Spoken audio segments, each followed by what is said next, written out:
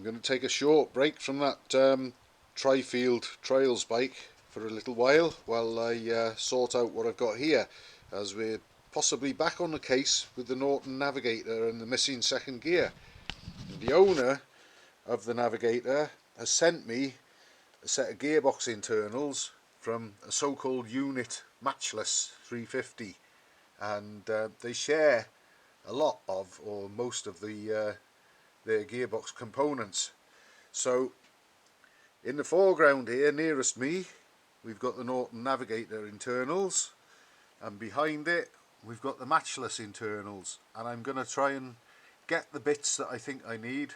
Hopefully we'll have the same number of teeth on the gears, or maybe I'll have to change a pair or something, but I'm hoping that the gears that I need in the Matchless cluster might be in better condition than they were in the Navigator cluster, and I'll be able to put it all back together and get it back into the bike. That's the plan at least, and of course there'll be updates as we go along. I've got both sets of gearbox components all stripped down now, the Norton internals and the Matchless 350 donor internals, and here I've got the culprits.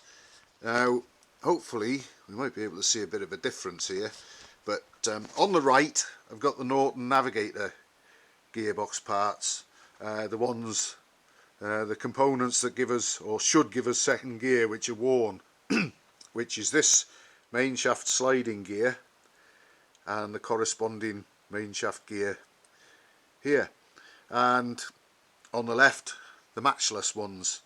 Now if we have a look at the Norton gear compared with the Matchless one, admittedly there are signs of wear and use on the Matchless one, but nowhere near as severe or heavy as what we've got on the Norton. So I'll use the Matchless gear, obviously. I've checked that they've got the same number of teeth as well, so no problem there.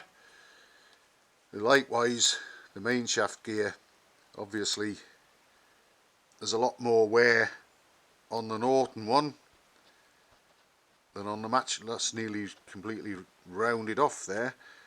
There's light wear on the Matchless one, of course. It's not perfect, but I think it's going to give us second gear for a long time to come before that one gives any trouble. And last of all, I'm going to swap the selector forks as well, because we've got evidence of quite heavy sort of side loading and thrust wear on the Norton's selector fork, the main shaft one, and obviously it's also been getting a bit hot and bothered because of it. So there's quite a deep amount of wear there, quite a groove on the face of that one. So again, the Matchless one looks fine. So 2 gears and a selector fork are what I'm hoping to change, and I'm pretty sure that'll sort second gear out and get us up and running again. I've transferred the parts that I wanted, the 2 gears and the selector fork, from the Matchless gearbox into the Norton Navigator gearbox now. So we should be in with a chance, but I'll try and demonstrate what the issue is, and it seems to be a sort of design fault, this, more than anything. I'm trying to get out my own light as well if I can.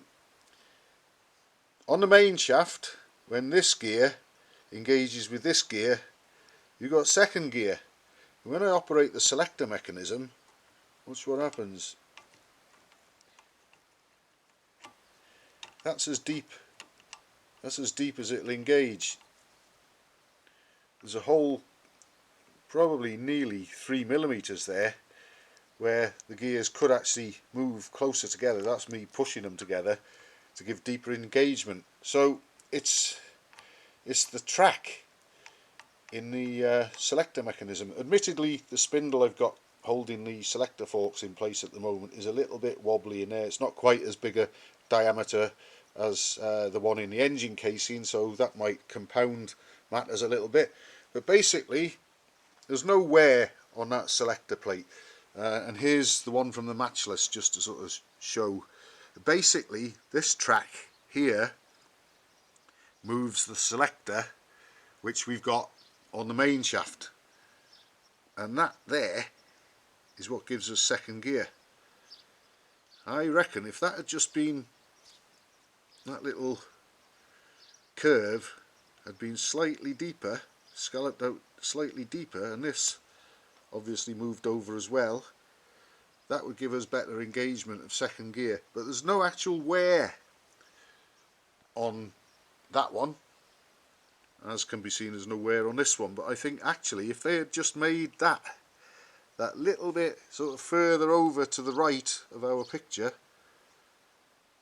that probably would have fixed it all. But I'm hoping that we're in with a shout of having second gear just by replacing those very badly worn parts. So I'm going to finish putting this lot together now, get it ready to put in the bike. We'll get the Tri-Field Trials bike off the bike lift, get the Navigator back on and put this lot back into the gearbox, put the clutch and everything all back together on it, cross our fingers and see if we got second gear.